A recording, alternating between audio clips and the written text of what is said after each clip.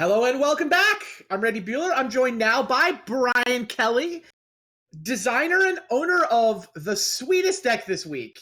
Your Thank deck you is so much. awesome. Thank you, Randy. It has been fun watching you stitch things together. I And appreciate yet, that last game, did you think you had any chance of losing after you showed down the Emrakul?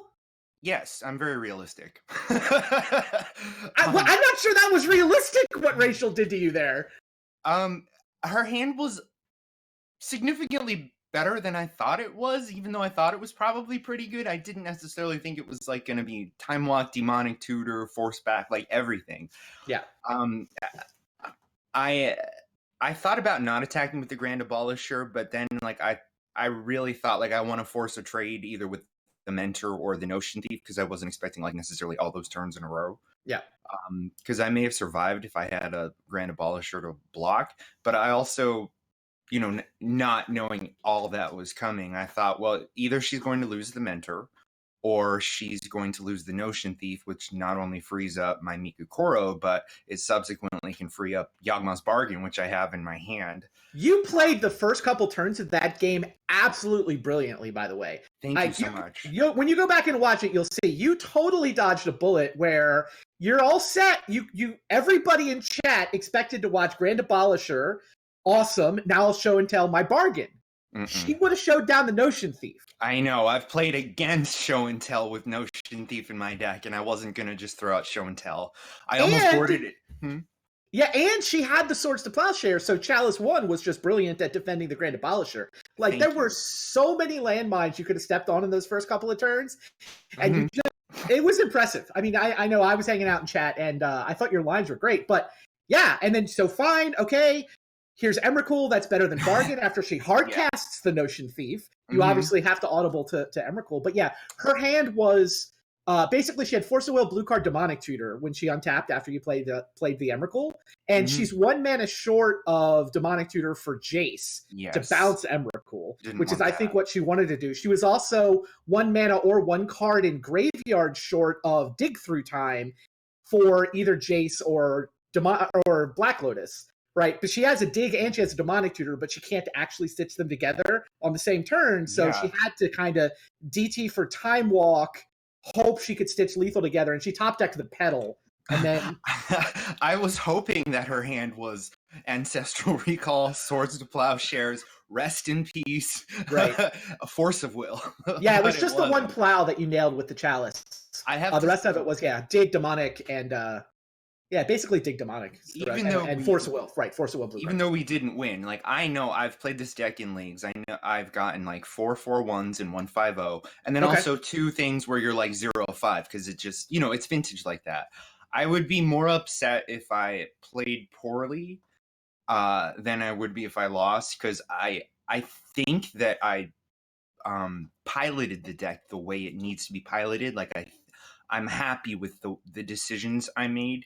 They didn't pan out. It's always hard when you're playing against a blue deck like Seth, and they're like recall, snap, recall, recall, snap, recall. It doesn't matter. Sometimes that just happens. Like right. I'm gonna get vintage, but the deck itself, it's not bad. It's not absolutely tier 1. I would say it's a tier 1.5 deck. You could see it's vintage literate. It is real. It has 5-0'd, and for those of you who don't know, Rector Flash has been around for a long time. We have never seen Flash, the card, in the VSL. Like, we've seen almost every other restricted card, including Channel, but never Flash. And it's a little outside my comfort zone because I am a very controlling, I don't want you to do this kind of person. So this was a little combo. And I thought, I think people would enjoy seeing it. So I'm glad that they at least got to see the deck do what it can do. We haven't seen Ugin yet, but Ugin is amazing. Really? Yeah. Absolutely. Oh yeah, well, that's definitely something that'd be fun to see. Maybe they'll come up in the 3rd round. All right. Well, sounds like our players are ready. Let's head down to the next match.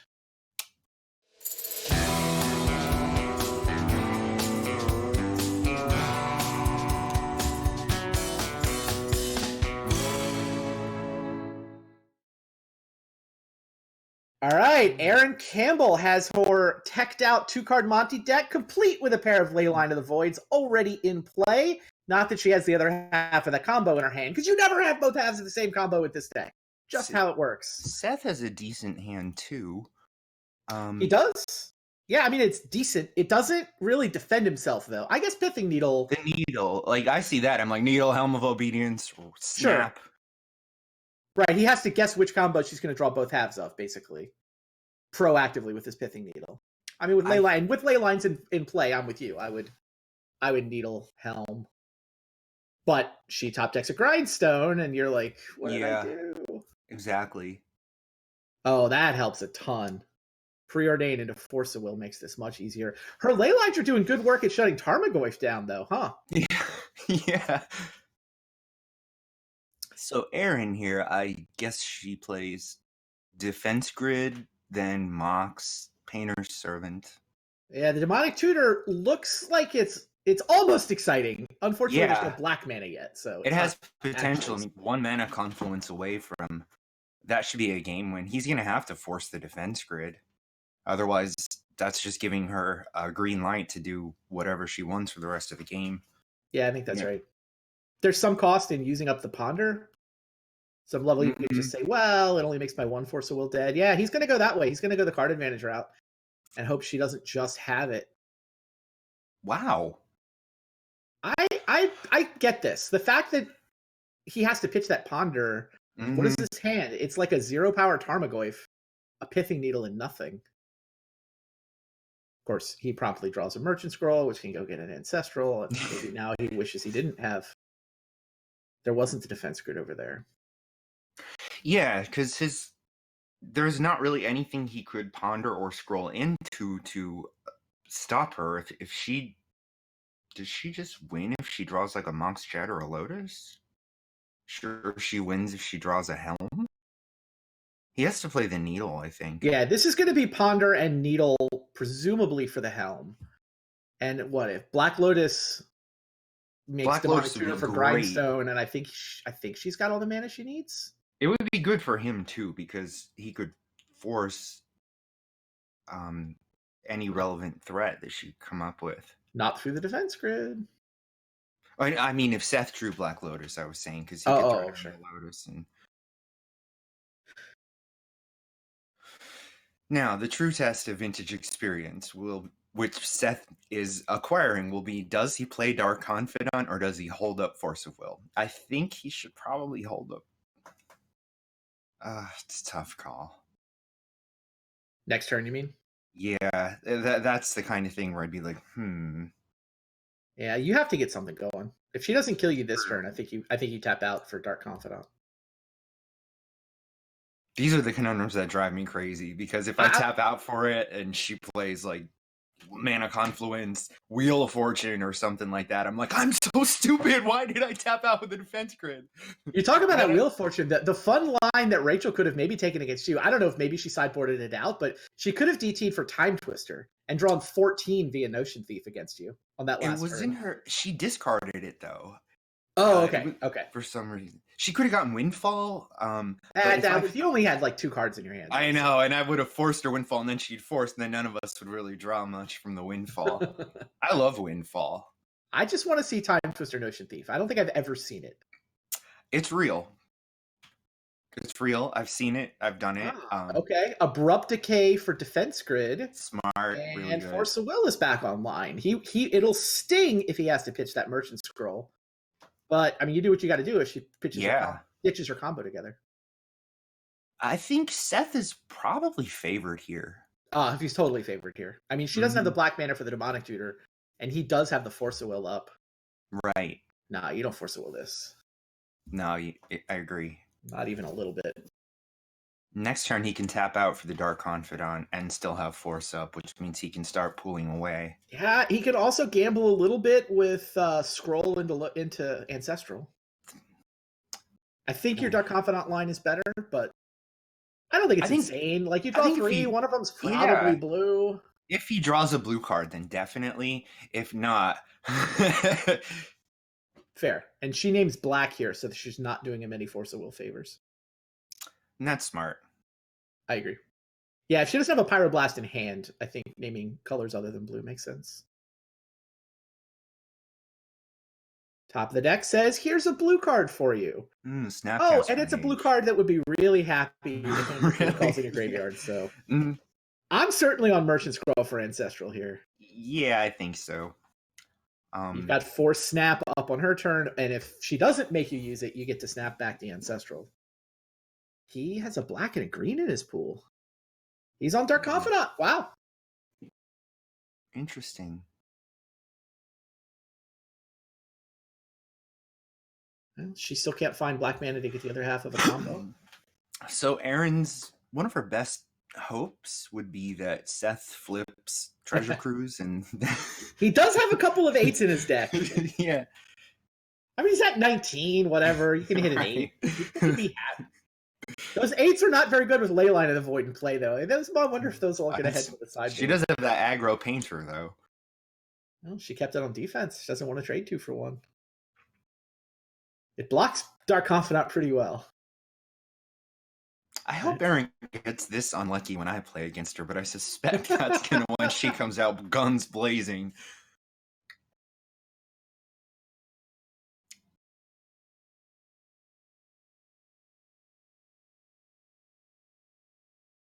Let's see.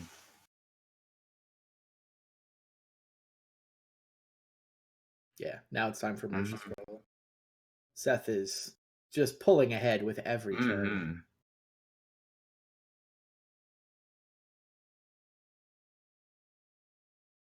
Successful. Oh, wow. Thoughtseize. Second Force of Will. There goes the Demonic Tutor. Oh, yeah. Thoughtseize is quite good here. Really good. I was really impressed by Thoughtseize last week as well. Brassman had it in his list. I thought it was just excellent. Oh, I liked his deck a lot. What a smart list. I don't know how Erin can win from this spot. I don't think she could stack her deck. Yeah, she's very tenacious by not conceding. Well, this Grindstone forces she doesn't have to, but if she top decks another Grindstone, tricky. Okay, Seth pitched the Snapcaster. So he's down to Force of Will, no blue card. If somehow he fails to find a blue card between his Dark Confidant card, his draw step, and his Demonic Tutor, that's the tricky one. I guess he should Demonic Tutor for Treasure Cruise or Dig Through Time, and if he doesn't get a blue card, hold it in his hand. He could hold Sapphire into Flooded Strand. He could play Deathrite Shaman and then play the land in the Mox and hold up Hardcast Force of Will. Sure. Hardcast Force of Will is actually great here. With her being hellbent, that's fairly determinative that whatever is drawn. If it's a threat, it can be countered. Oh. Demonic Tutor is also reasonable. You're not going to sit with 5 untapped mana forever. I mean, he has an embarrassment of riches. It's funny. I actually think getting one of the 8s to just be a blue card to pitch to Force of Will that you're not going to draw with that Confidant. Yeah. Like, you don't want to draw one of the 8s. Mm-hmm. He went for Gush. What is Gush? Yeah. It's a little bit risky if he casts it, though.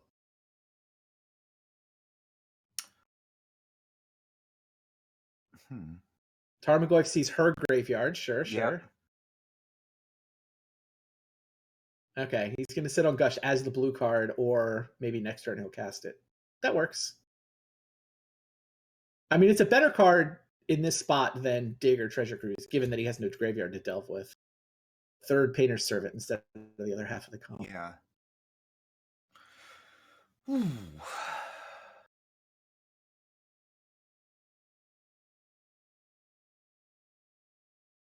I don't think you force that.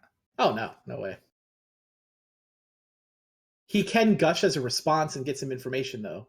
She's now hellbent again, so he can safely draw 2.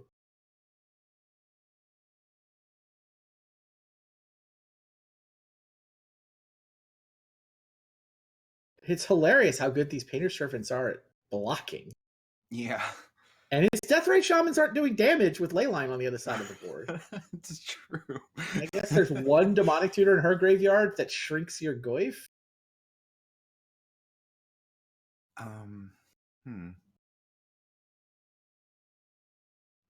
I mean, for as far ahead as it feels like Seth is, he's not winning anytime soon, and he's only on 1 counterspell.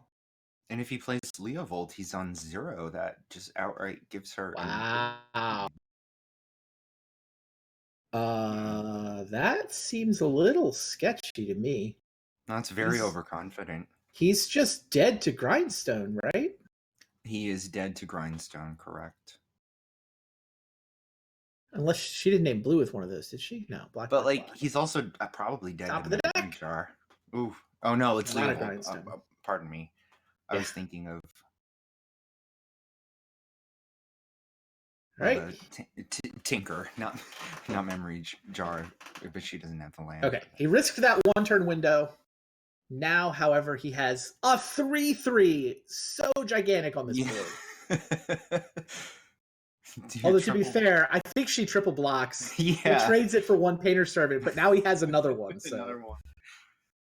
This is what he's going to cast his Brainstorm. There's Treasure Cruise and a Mental Misstep. Mental Misstep's insane again when Grindstone is opponent's out.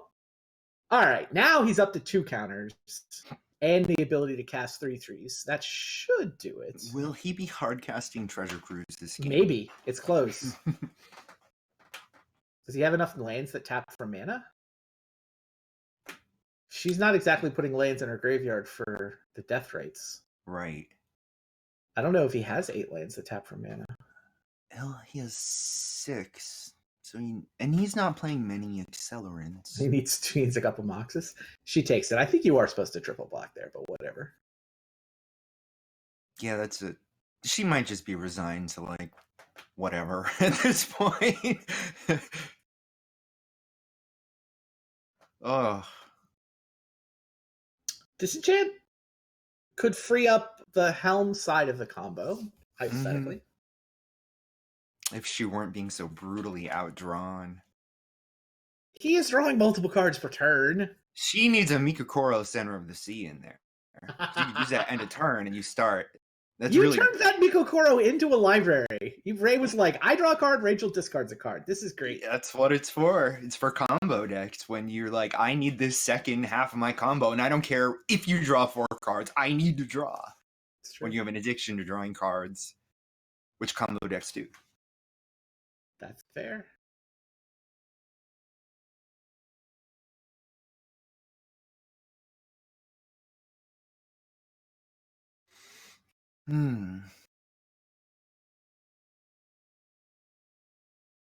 Leovold continues to get through for damage.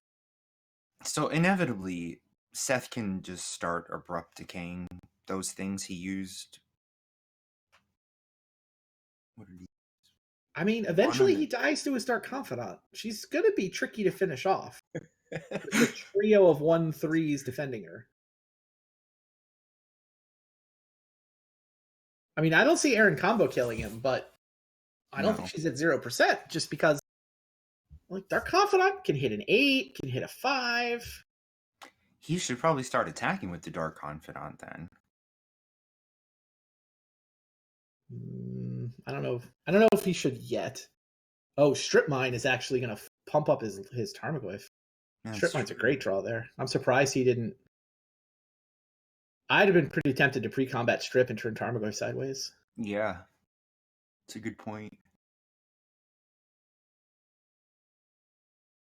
I don't know. Maybe you need the Strip Mine to hardcast this Treasure Cruise.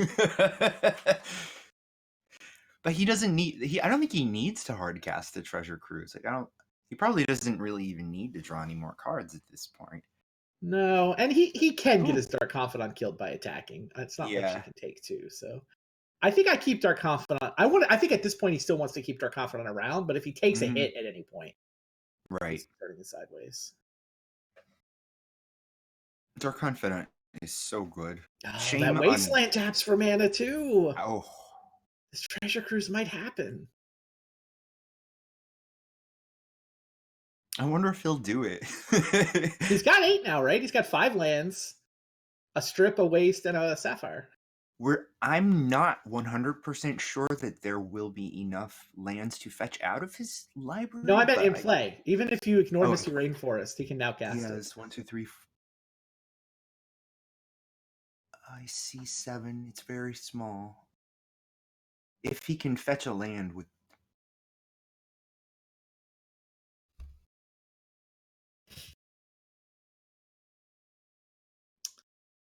Yeah, 7 in play, 2 lands to tap for mana in his hand. Tarmogoyf's now turning sideways with Strip Mine available for +1/+1.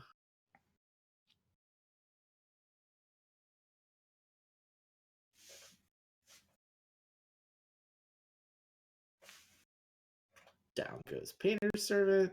And down goes Painter's Servant. Right. Killing the 1 Painter's Servant put a creature in the graveyard, so that got Tarmogoyf up to enough to kill the other one. Let's see. So only one more Painter's Servant to kill before all the cards go back to their real colors. So I suppose Erin, at least if she drew a Mana Confluence, she would feel that she's in the game. She could actually start casting some spells, even if they did get countered. Yeah, she never did draw colored mana the entire game, huh? Right. Turn 11 right now, and she lost her Demonic Tutor to a Thoughtseize a while ago, but if she hadn't, Correct. It would still be sitting there uncastable. So Seth Manfield takes game 1. Erin, and that game felt kind of close for several of the early turns, but yeah, mana... the control player is always in a very precarious situation in the early game because you know that's when terrible things can happen, and he certainly was. Erin played a defense grid. I would not necessarily be confident that I was going to win if I had to tap out when my opponent on 2-card Monty had a resolved defense grid. And I think you of all people, though, you have to appreciate Seth being like, this Force of Will is card disadvantage. I don't want that. Come on, Mr. 3 main deck Force of Wills. It's such a bad card. It was bad for me every time I drew it.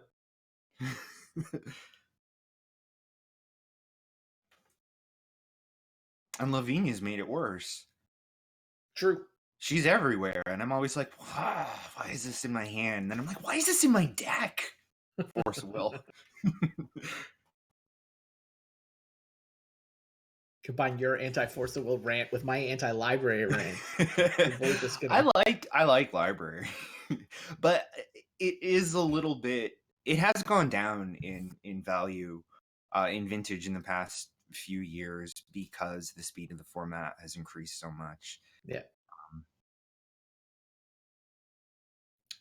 For a lot of reasons, even Workshops being more aggressive as opposed to some of their more prison-y builds 3 or 4 years ago. Right. Used to be able to, all right, you have a sphere and you metamorphed it and then you played a thorn, tap library, play land, tap library, play land. These days it's like tap library, play land. They're like Foundry Inspector, sphere, thorn, revoker. You're just like, all right, you win. So Seth is on what, 2 sideboard cards for this matchup? All he's got is 1 Null Rod, 1 Energy Flux. I guess his main deck does have that Pithing Needle. So the screen for me is very small, so it was hard to see. It's a good thing that I know Magic well enough that I recognize them by the pictures. you can expand it to full screen. I don't know if it's on your monitor or if you're just struggling with the commentary window, but if it's not full screen, double click on it and then look for the expand button in the lower right. Oh, wow. There it is. We sometimes have an audience in home downstairs. I'm in the guest room. They'll be in the living room watching this fantastic show on the big screen TV. And that's where, if I'm down there, like when it's not my night, I'll be like, that's what this card does. That's what this card does. But even people that don't play Magic are starting to just get a sense of it. Like they know that Jace is good. Yeah. That's cool. Yeah. I get questions like, what is Yawgmoth? And I'm like, it's a demon. He's a demon. All right. What do we think of these draws? I like Erin's hand. Yeah. it's a good mix of land and spells. It just has 0 combo parts. But it has Workshop. Which, whoa, she mulliganed. Wow. I like that hand too because it is double Leyline, which is just disruptive to a bug deck in general. And it has the combo, even though the helm is going to be thought seized. Yeah, I think Karen's first hand basically loses to Ancestral, or loses to Mental Misstep on her Ancestral. Like, she's kind of all in on that Ancestral. Definitely. She can do nothing on turn 1 and then Pyroblast to defend it on turn 2. Maybe that's worth it. Wow, Abrupt Decay does not help against the Helm Leyline combo. Yeah, if he decays it... Decay is CMC 3 or less. It doesn't. Thoughtseize I missed. Thoughtseize does break up this combo. Wow, what a huge Thoughtseize. That was a good play by Seth, because if he thought that he needed to deal with the Painter by decaying it or Fatal pushing it, he's going to do both. Seth Manfield, ladies and gentlemen. He's just going to cover all the angles. Very good. Got them both taken care of. Though Aaron could just rip Helm of Obedience. Yeah, top deck Helm is all but lethal. She won't have the 1 mana to activate the Helm. You have to activate it for 1, right? Correct. Yeah. There was the mana, which would have made the turn 2 Helm lethal if he hadn't Thoughtseized it. I think if I were Aaron, I might not play anything. I'd play the land. I think I'd hold the Emerald. She doesn't... The reason I wouldn't play it is because he has Wastelands and... Wow, and Brainstorm into a fetch land, into a shuffle, into an Ancestral Recall. This is gross. Welcome to Vintage, Seth. We better be careful. This is the kind of hand that can hook you. This is how you get the hook in, and Seth starts showing up in the Saturday challenges. It's an interesting question of whether to send the Dig Through Time back, because if you start drawing forces, it at least is a blue card. It's a tough call. He kept 1 land, which I think is the right number. I would keep 1 land there. The ley lines really do mess with his a lot of his card drawing. Exactly. Turns off his Snapcasters, turns off his digs and his cruises. I love boarding in Rest in Peace against bug decks when I'm playing just a general blue-white control deck. Just one of them. You know, not the whole thing, but it can randomly host a lot that they do. Yep. Yeah, I did not love Rest in Peace in my deck last week. I mean, it's so good in the matchups it's good in that you run the Disenergy and just sideboard out a Snapcaster or 2. Yeah. That Disenergy is real. Definitely. Oh, and a Null Rod. Wow. Why not? So, did Aaron bring in Tinker for Sphinx of the Steel?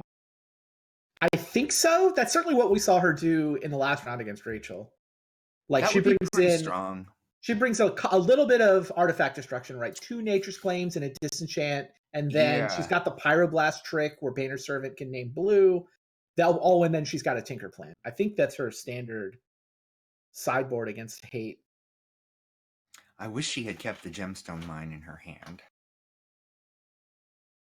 Because there's also the psychological effect. Like, Seth knows that she's hellbent, that she's absolutely powerless. Whereas if you're keeping one in your hand, you don't know what that is. Maybe it's a funny. Pyroblast, maybe. It's the kind of bluff that is better the better your opponent is, too. Yeah. Like, you definitely want to hold a card against a Pro Tour player. Because they will put you on everything it could possibly be and guard against things. When you go hellbent, so liberating for them. Yes, it is.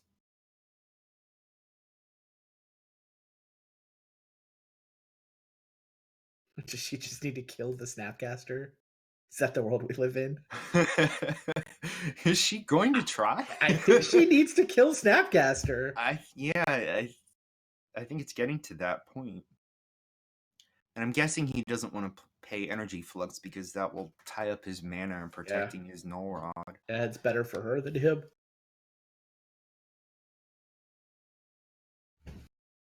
I don't think. I misstep Pyroblast here. You've got a Null Rod. You're basically turning your misstep into a draw 2. You draw 2 would be plenty good. We would all play as many of those as we could get our hands on. Oh yeah, anything that turns 1 into 2 is alchemy. It's magic. It's like turning water into wine. Night's Whisper, Gush, any of that. There's the helm. There's Combo the helm. assembled, sort of. I mean, at this point, if this resolves, I don't know. Does he counter this? He probably forces it, right? It's a tricky. This is interesting because if she comes up with a way to blow up Null Rod, then she just wins the game on the spot. That's Seth's problem here. I think I would hold the force for something that can get rid of Null Rod because she's very close. Yeah, I guess. She's just... Erin is just dead because she has to have another Gemstone Mine, Mana Confluence, and she doesn't have the mana to activate. Oh, she doesn't have enough turns to come up with a Pyroblast and a Disenchant. Yeah, because those tombs and the Mana Confluence, that's just it. That's a good point. And she can't tap the Emerald for the green for Nature's Claim. You're right. I think Seth just knows he has it. I think you're right. She needed to kill that Snapcaster. Oh, Ancient Grudge.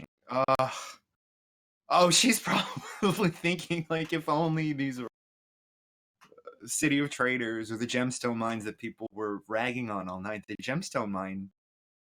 Well, whatever. She does Ancient Grudge, points it at Null Rod. Oh, no, you're right. And dies. She's just dead. She can't cast Ancient Grudge for less than 3 life. Mm-hmm. She's going out on her own terms. She's just going to be spiteful. Absolutely. Pyroblast. She could Pyroblast the Snapcaster Mage and save me. I actually do think she should have Pyroblasted the Snapcaster Mage when she was at like 14. I think you're right about that. I mean, it would mean that Seth has a Force of Will here for Ancient Grudge. Mm-hmm. Then there's the back half of Ancient Grudge, which would work. Like, if she had, 8 life to play with, she could actually... I think Flashback on Grudge would work here, and I think she could win this game. We see that Seth was able to draw a lot of cards, but a lot of times... a lot of them weren't entirely relevant to what's going on. So she could have thought, well, he's drawing a lot of cards. Wait a minute. Is this the scenario where Mana Confluence is better than City of Brass? And she can actually win the game with the Mana Confluence trigger on the stack? Or is it City of Brass that you can win? This is the one that's worse, right? Yeah. Pay life is part of the cost. If it was a City of Brass, she could actually cast Ancient Grudge and potentially win the game with the 1 life trigger on the stack. Not through Force of Will, but if it wasn't for Seth's Force of Will, it's actually... Oh no, don't. That's funny. She's right. It's the play. And everyone's thinking, like, I'll never play the 2-card Monty. Look at how bad it is. And then she's going to play again. And I'm going to have a good hand, yet she's going to steamroll me. She's going to be like, whop, bang, boom. We're going to wind up with the 2-0s paired and the 0-2s paired in the last round? I think so, we are. Yeah, interesting.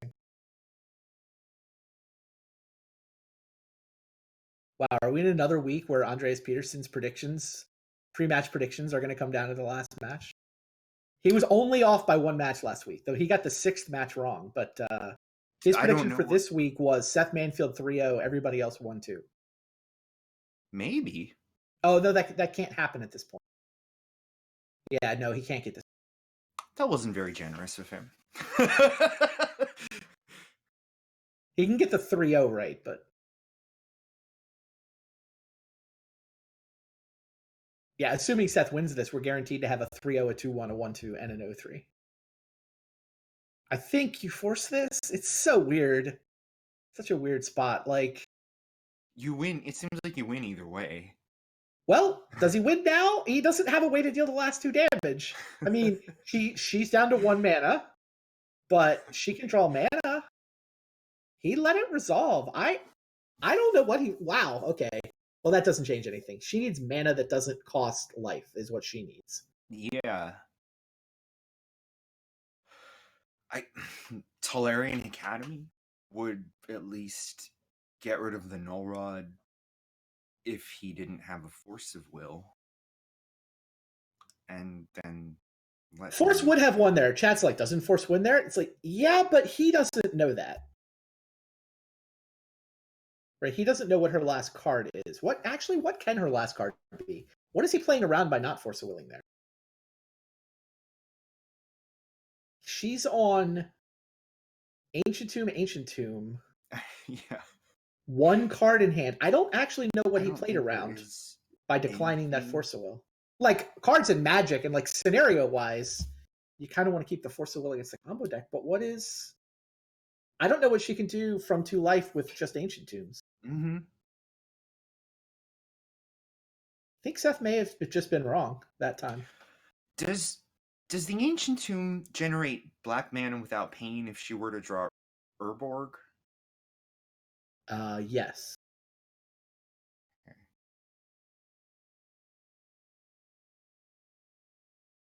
So Urborg would be a pretty decent draw.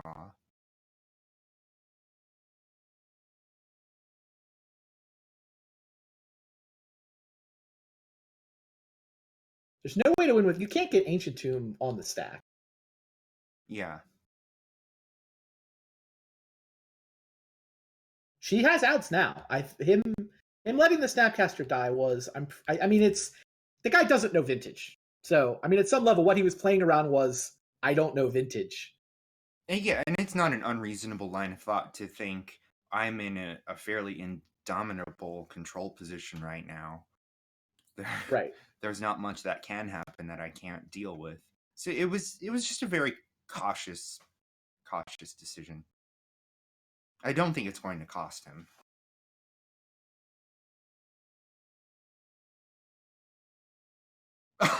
What's up?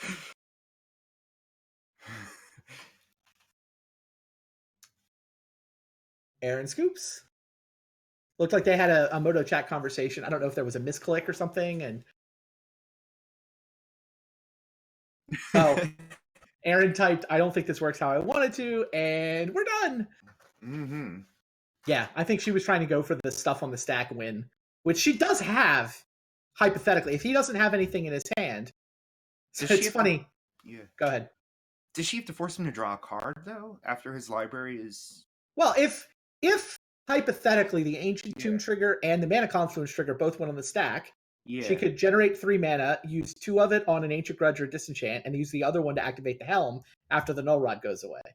Mm-hmm. So she tried that, is what happened at the end of the game there. And no, it doesn't work the way she wanted it to work. She just dies, because you can't get mana out of either of those lands without suffering the damage. So she died to her own Ancient Tomb. There we go. Mm-hmm. Oh, chat makes a good point. I see. Even if the Ancient Tomb damage was triggered, he doesn't get decked until his draw step. So that wouldn't work anyway. Because it's the Helm kill, that relies on him drawing a card from his draw step. There were a lot of fines, a lot of constraints on victory at that point. Some weird interactions that actually both of those games, Aaron was surprisingly close to winning. And in fact, Seth just gets his 2-0. Seth gets the 2-0 victory. He's up 2 matches, heads into the final match of the night where he's got a showdown against Rachel to see who wins the night. They both enter undefeated. Yeah, this will be very interesting. It is tough for Bug to deal with Notion Thief. Although Bug doesn't draw cards the way other decks do. It still has Dark Confidant, and it's not on deck Fade In and too many copies of Jace. So like there are times where you play Notion Thief Bug and they're like, okay, I can't use my things that say draw a card, yet somehow they still steamroll you anyway. His Leovolds are pretty good too. Yes, they are. His Leovolds do a similar thing in the other direction, so they will very much shut off Windfall and Time Twister. I want shenanigans. I don't want to shut those off. But I mean, Rachel could randomly play Lavinia turn 1 and Seth is Jet Mox Sapphire. We have seen that. All right, well, that's going to be the matchup coming up next. It is going to be Seth against Rachel. Somebody is going to be undefeated, tied for first in the league coming out of this week. Somebody's going to be, still feeling okay at 2-1, but wondering about what might have been. Don't go anywhere. That match, our 5th match of the night, is coming right up after this break.